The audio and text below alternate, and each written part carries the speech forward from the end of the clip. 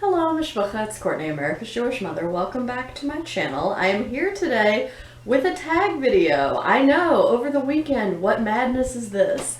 But Scott and Nell at Gunpowder Fiction and Plot have recently created another original tag that they very kindly tagged me in, which is the spoiler tag. So I want to go ahead and put this up, and hopefully some of the people that I tag in this will get to it on Tag Tuesday. So we'll see. So let's go. Question 1, what do you consider a spoiler? So I have come up with a very broad definition of a spoiler. A spoiler is any piece of information about a book that I would have preferred not to know before I read it. And sometimes there are even spoilers in the summary blurb on Goodreads, and I hate that. As a matter of fact, a book that I read at the very end of last year, Louise Erdrich's The Last Report on the Miracles of Little No Horse, does that in the summary blurb. So if you want to read that book, do not read the synopsis of it because it gives a spoiler. And granted, it's something you find out pretty early on, but I think it's better to to me, I think it's better to find that out in the course of reading the book rather than to already know it going in. I think it takes some of the power away when you do that. So anyway, yeah. So any piece of information you would have preferred not to know before you read the book. Question 2, does the genre you're reading impact what you consider to be a spoiler? So not really, because again, in any genre, romance, cozy mystery, thriller, literary fiction, a classic, whatever, any genre, it's a piece of information you would have rather not known ahead of time. Number 3, all the best bits are in the trailer. Sometimes a synopsis can be too detailed. Do you research books prior to reading them, or do you go in blind? So for me, it kind of depends what the book is. If it's something that is a newer book, or especially a new release, I think I'm likelier to do a little bit more research and read more about it and listen to other people's thoughts on it beforehand to make sure that it's something I'm really interested in reading. If it's something like a classic that I have not already read, I'm likelier to want to go in blind, or at least as blind as you can go in with a classic. So yeah. Number 4, sometimes in the introduction or translator's notes can spoil the ending, especially for classics. Has this ever happened to you?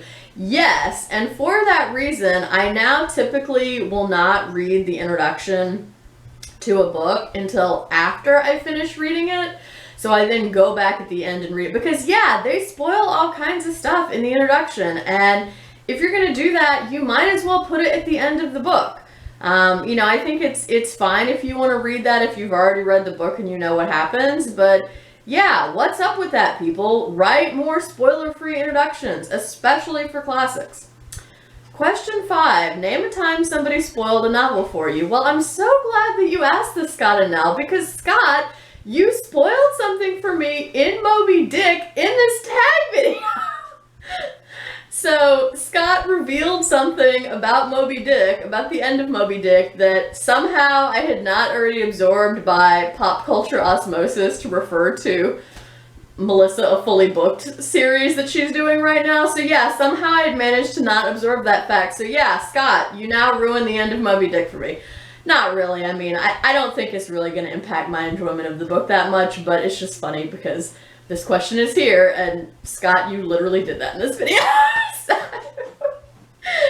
Question 6, have you ever spoiled a novel for somebody else? So I did give a couple of spoilers last semester for Toni Morrison's novel Beloved when I taught it in 2 of my courses, because it's already a challenging book structurally, and so I felt like the more students knew about it and understood about it going in, the better off they would be. Nobody seemed to mind, for the record, and also I told them specifically to get the vintage edition of the book that has the foreword written by Toni Morrison, where she is actually the one who gives a spoiler about the book, because I wanted them to understand the historical context and the story of Margaret Garner upon which Beloved is based. So if you know anything about that, then yeah, you know what I spoiled. But I won't reveal that here. And I don't know if I've spoiled a book for anybody else on BookTube. If so, I'm sorry, please forgive me.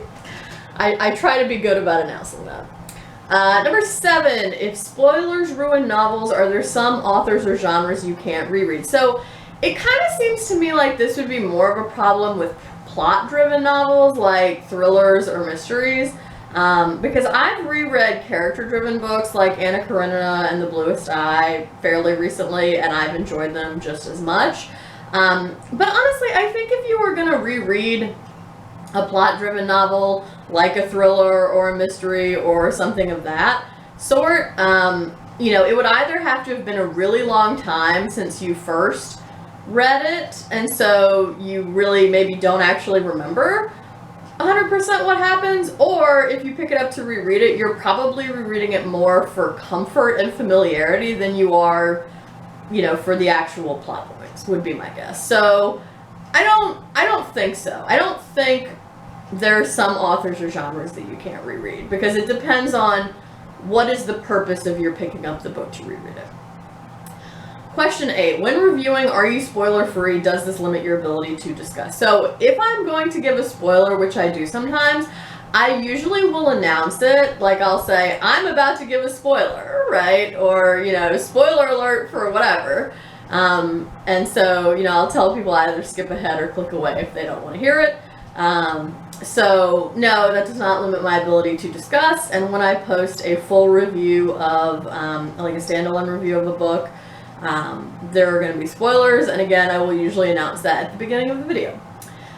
Question 9, shout out. Tell us about 5 channels you enjoy and then tag them. So I'm going to tell you about 6 channels, so 5 with a bonus. So the first 3 are all channels of people who I enjoy because they're all just really positive and full of joy, and those are Doris at Aldi Books, Kelly at Books I'm Not Reading, and Karen Evans. So I tag all of you in the spoiler tag. I'm very curious to hear your responses, especially Doris, because I feel like of most people I know on BookTube, Doris and probably also Sean and Nell want to know the least amount about a book before they pick it up to read it. So I'm definitely curious to hear Doris's answers on this. And yeah, Kelly and Karen, I'm also curious to hear your thoughts.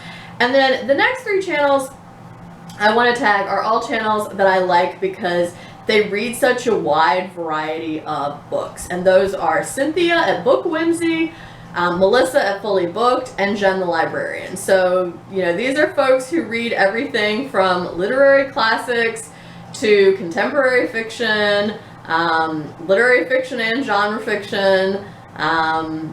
Yeah, so they're great. You should check them all out and subscribe if you are not already. So yes, thank you for watching this. If you have thoughts about anything I've said here, please feel free to let me know that down in the comments below. Also, if I didn't tag you but you just want to do this tag, please feel free to consider yourself tagged anyway. I hope everyone is staying healthy and well. I hope you're doing good reading whatever you're reading, and until next time, would it kill you to call you mother?